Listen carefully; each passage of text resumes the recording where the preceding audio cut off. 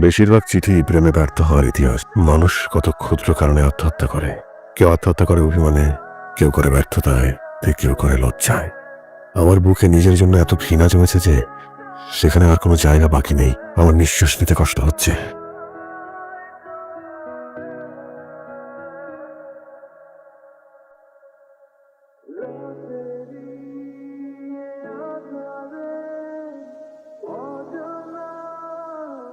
Sir, নাস্তা দেবো? ইকরাম সাহেব আসছেন?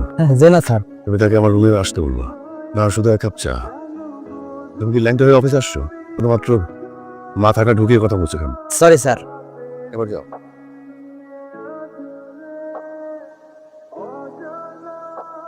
কি কামরুল, কিছু বলবে?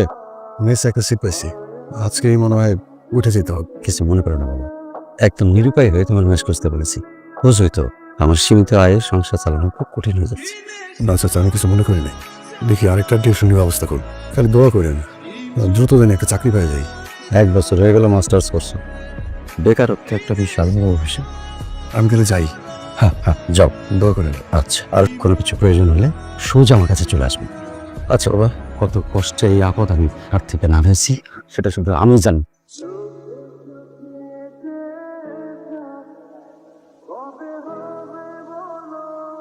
আসি।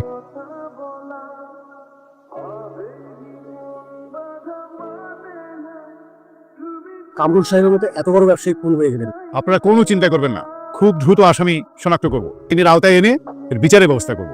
কামরুল সাহেবের হত্যার সন্দেহভাজন হিসেবে আপনাকে অ্যারেস্ট করা হচ্ছে। আমি ঠিক বুঝতে পারছি না কি। হ্যাঁ চলুন, ফালতু কথা কেন বলছেন? আপনাকে অ্যারেস্ট করো, ওখানে গেলে বুঝতে পারবেন। আমার ভিতরে আমি দিতাম, আমি ফোন করে গেছো।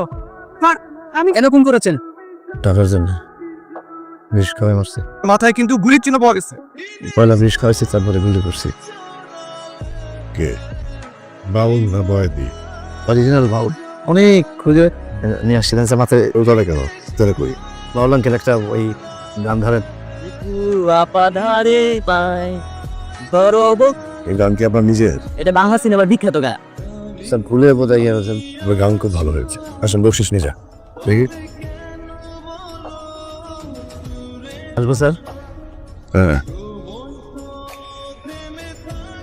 দেশ নিয়ে ছাড়ছেন বহুদিন, কিন্তু আপনার টাইটা ছাড়তে পারেন নাই। এরপর থেকে টাইয়ের রংটা তাকে দিয়ে চুজ করাবে। ইকরাম সাহেব, আপনার আমাকে একটা কাজ করে দিতে হবে। অনেকগুলো সুইসাইড নোট আপনি আমার জন্য জোগাড় করে দেবেন, হয়ে যাবে স্যার। যেটা রিয়েল। স্যার বিষয়টা অবশ্য আপনি জানেন, তারপরে বলি স্যার, এখন তো অফিস বন্ধ না রাখলে বোধহয় ভালো হয়। আগামীকালও অফিস বন্ধ থাকবে। আজ মাসে কয় তারিখ সে খেয়াল আছে তোমার? ভাই, আমি ওই যে আমার টিউশনের টাকাটা পাওয়ার সাথে সাথে, বেতন হওয়ার সাথে সাথে আমি টাকা আপনার টাকা। আগামী মাস থেকে 7 তারিখের মধ্যে যদি ভাড়া দিতে পারো থাকবা, না পারলে যাইবা। এইটা আমার লাস্ট কথা।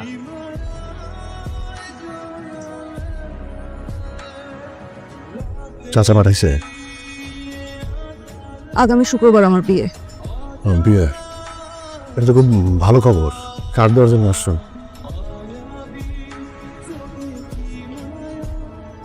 তোমরা খাওয়া দাওয়া করছো? হ্যাঁ। লাগো এটা লাগো। একটু পানি নিয়ে আসো না, তোমার আম্মুকে যে বলবা। হ্যাঁ, আমি একটু।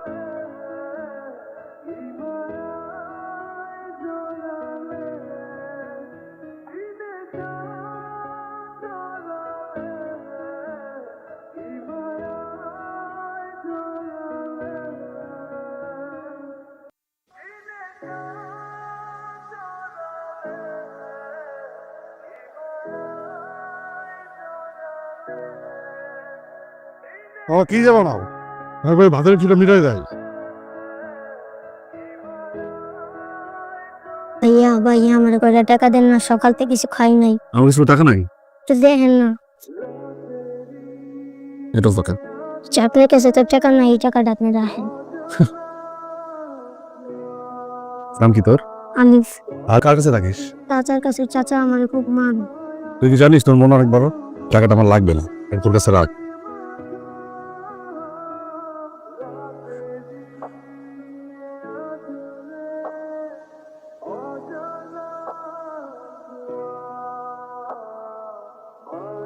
ইকরাম সাহেবকে আসতে বলো। স্যার আর কিছুক্ষণ সময় লাগবে স্যার। আপনি উকিল সাহেবকে অফিসে আসতে বলেন। উকিল সাহেবের জন্য আর কোনো ইনস্ট্রাকশন? আমি আমার সমস্ত সম্পত্তির উইল করব, তাকে প্রিপারেশন নিয়ে আসতে বলবেন।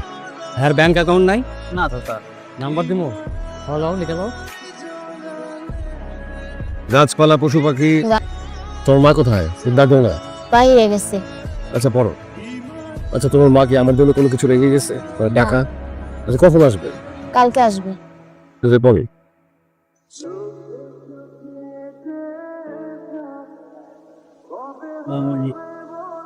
আপনি কি নিশ্চিত যে আপনি এরকম একটা উইল করতে চাচ্ছেন?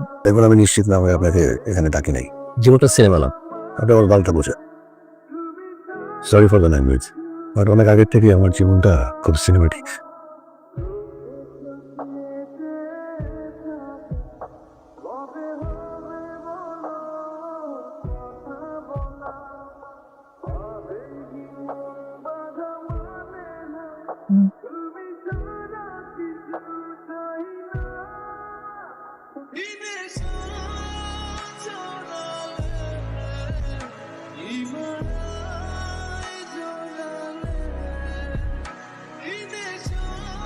এত ভাবতেছিস কে? এই টাকা তোর ভাগ্যে ছিল। তোর হাতে যদি না পড়তো টাকাটা, নিশ্চয়ই কোনো খারাপ মানুষের হাতে পড়তো টাকা। এটা আসা আর সেটা আসবে, এত চিন্তা ভাবনা বাদ দিয়া তুই ঘুমা।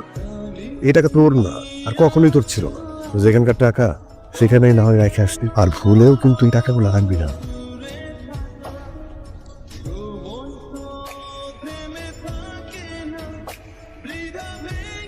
এই যে ভাই 4000 টাকা আপনি তো 1 মাসে পান, আর আগামী মাসে তো আমি দিয়ে দিলাম। তাই আগামী মাস থেকে আমি থাকবো না।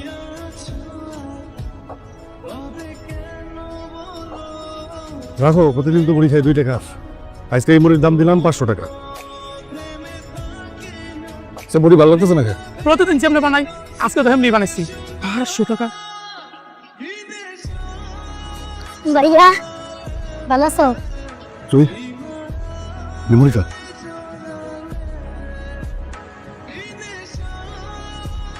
মাখ। হ্যাঁ, এত চিঠি কোথায় পেলেন? স্যার অনেক কষ্ট করে জোগাড় করেছে।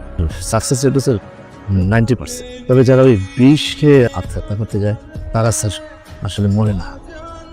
আপনি ইদানিং কথা একটু বেশি বলেন। কথা সত্য স্যার, আমার স্ত্রীও তাই বলেন। আপনাকে আরেকটা কাজ করতে হবে। 174/4 পুরান ঢাকা, এখানে আলম সাহেব নামে একজন থাকে, ওনার খোঁজ খবর নেবেন। ধরে নে খুঁজে বের করবেন, সেটা জানি সে বুঝতে না পারে। বুঝলা কামরুল, তোমার বাবুর্চিটাকে না আমার মাঝে মাঝে কিডন্যাপ করতে ইচ্ছে করে। আচ্ছা কিডন্যাপ করবেন কেন? আমার বাবুর্চিকে যখন দরকার হবে আপনি বলবেন। হাফিজ আসলো না? সপ্তাহে 7 দিনই তো কলুর বড়দের মতো খাটে। নিজেও কষ্ট পাচ্ছে, আমার মেয়েটাকেও কষ্ট দিচ্ছে। চাকরির জন্যই তো ওর সাথে আমার বিয়ে দিয়েছিল বাবা। চাকরি বাকরি দিয়ে কি হবে? কামরুলকে দেখ, ব্যবসা করে কি এক হুলস্থল বানিয়ে ফেলেছে। তোর জামাই 100 বছর চাকরি করেও এরকম কিছু করতে পারবে না। বাবা কামরুল, তোমার জন্য আমার খুব চিন্তা হয়। এত বিশাল সম্পত্তি, তুমি একলা মানুষ, তোমার যদি কিছু হয়ে যায় বাবা, তুমি একটা বিয়ে শাদী করে ফেলো। খোঁজে ভালো পাত্রীও আছে বাবা, দেখবো নাকি? আপনারা আছেন না, আমার সম্পত্তি তো সব আপনাদের। আমি তোমাকে বলেছিলাম না, কামরুল আমাদের কোনোদিন ভুলবে না। শুধু শুধু সোহেলের বিদেশ যাওয়া নিয়ে টেনশন করলা। মনে আছে আগে বাবা আপনাকে আমার সাথে কথা বলতে দেখলেই ধমক দিত। বাইরে ঝুম বৃষ্টি, আপনি তো চুপচুপে ভিজে বাসায় আসলেন। আমিও রাত পর্যন্ত খাবার নিয়ে আপনার জন্য অপেক্ষা করছিলাম। আর এইসব বাবা দেখে আমাকে কত বকাঝকা করলো। আর আজকে কিন্তু বাবার আজকে কোনো সমস্যা হচ্ছে না। সময় বদলায়, মানুষ বদলায় না। আপনার কি বাবার উপর একটু রাগ উঠে না? প্রতি মাসে বাবাকে টাকা পাঠান কেন? এক সময় আমার কাছে কোনো টাকা ছিল না, তখন বারবার মনে হতো কোনো জাদু বলে যদি আমার কাছে অনেক টাকা চলে আসে। এখন আমার কাছে প্রচুর টাকা, কিন্তু এই টাকার ভার আমি সইতে পারি না। এত টাকা দিয়ে আমি করবো কি? তাই ভাবি যে আমার টাকায় যদি চাচার কোনো উপকার হয়, ক্ষতি কি? গত 2 বছর ধরে ইনসোমিনিয়ায় ভুগছি। পৃথিবীর কোনো এসি আমাকে ঘুম পাড়াতে পারে না। বুঝলো, তবে কি সুখী? হ্যাঁ, অনেক সুখী। আর স্বামী আপনার মতো অনেক অনেক টাকা নেই, কিন্তু সে আমাকে অনেক ভালোবাসে। আপনি কি কখনো আমাকে ভালোবেসেছিলেন?